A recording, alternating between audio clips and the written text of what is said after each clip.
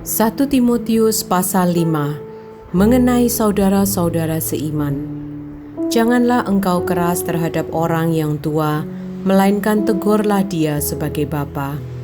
Tegurlah orang-orang muda sebagai saudaramu, perempuan-perempuan tua sebagai ibu, dan perempuan-perempuan muda sebagai adikmu dengan penuh kemurnian. Mengenai janda, hormatilah janda-janda yang benar-benar janda. Tetapi jikalau seorang janda mempunyai anak atau cucu, hendaknya mereka itu pertama-tama belajar berbakti kepada kaum keluarganya sendiri dan membalas budi orang tua dan nenek mereka, karena itulah yang berkenan kepada Allah.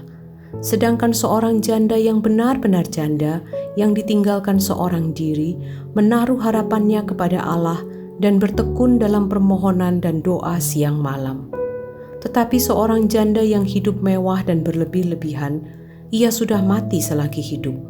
Peringatkanlah hal-hal ini juga kepada janda-janda itu, agar mereka hidup dengan tidak bercela. Tetapi jika ada seorang yang tidak memeliharakan sanak saudaranya, apalagi seisi rumahnya, orang itu murtad dan lebih buruk dari orang yang tidak beriman. Yang didaftarkan sebagai janda hanyalah mereka yang tidak kurang dari 60 tahun, yang hanya satu kali bersuami, dan yang terbukti telah melakukan pekerjaan yang baik, seperti mengasuh anak, memberi tumpangan, membasuh kaki saudara-saudara seiman, menolong orang yang hidup dalam kesesakan. Pendeknya, mereka yang telah menggunakan segala kesempatan untuk berbuat baik. Tolaklah pendaftaran janda-janda yang lebih muda, karena apabila mereka sekali digairahkan oleh keberahian yang menceraikan mereka dari Kristus, mereka itu ingin kawin, dan dengan memungkiri kesetiaan mereka yang semula kepadanya, mereka mendatangkan hukuman atas dirinya.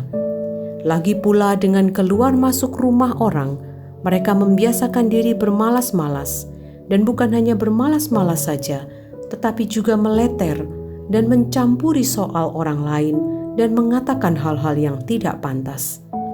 Karena itu aku mau supaya janda-janda yang muda kawin lagi, beroleh anak, memimpin rumah tangganya, dan jangan memberi alasan kepada lawan untuk memburuk-burukkan nama kita.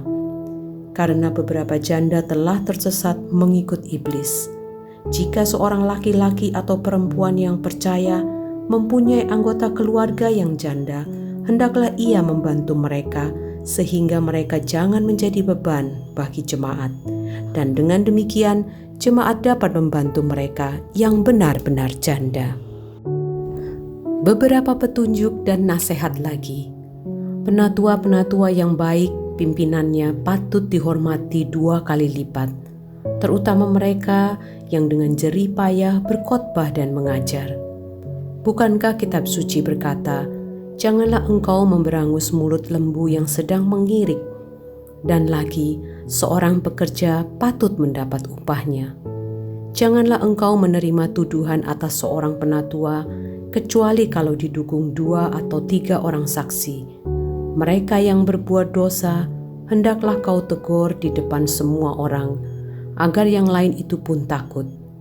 Di hadapan Allah dan Kristus Yesus dan malaikat-malaikat pilihannya, kupesankan dengan sungguh kepadamu, camkanlah petunjuk ini tanpa prasangka, dan bertindaklah dalam segala sesuatu tanpa memihak. Janganlah engkau terburu-buru menumpangkan tangan atas seseorang, dan janganlah terbawa-bawa ke dalam dosa orang lain. Jagalah kemurnian dirimu. Janganlah lagi minum air saja, melainkan tambahkanlah anggur sedikit, berhubung pencernaanmu terganggu dan tubuhmu sering lemah. Dosa beberapa orang mencolok, seakan-akan mendahului mereka ke pengadilan. Tetapi dosa beberapa orang lagi baru menjadi nyata kemudian. Demikian pun perbuatan baik itu segera nyata, dan kalau tidak demikian, ia tidak dapat terus tinggal tersembunyi.